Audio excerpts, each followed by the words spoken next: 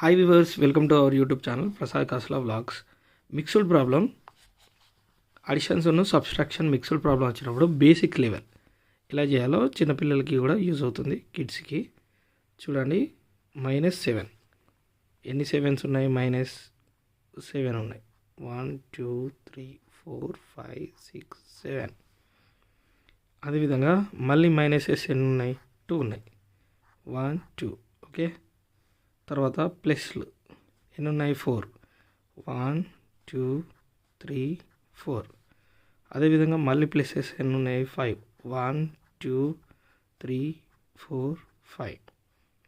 So ఇప్పుడు 1 1 cancel చేయండి. 1 1 1 4. Okay.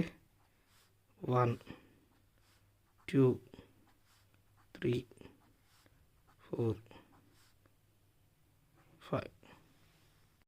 So ఇక్కడ చూస్తే ఏమన్నా ఉందా? మొత్తం క్యాన్సిల్ అయిపోయాయి. So answer is 0. Okay. Next problem వచ్చేసి సేమ్ సెకండ్ ప్రాబ్లం. 7 - 4 + 3 - 8 = ఎంత అన్నాడు. సో ఎన్ని ప్లేస్లు ఉన్నాయి? 7. 1 2 3 4 5 6 7. అదేవిధంగా మళ్ళీ ఇంకెన్ని ప్లేస్లు ఉన్నాయి? 3 ఉన్నాయి. 1 2 3. తర్వాత మైనస్లు 4 మైనసెస్ 4. తర్వాత 8 మైనస్ 1 2 3 4 5 6 7 8 మైనసెస్. క్యాన్సిల్ చేయండి. 1 2 3 4 5 6 7 1.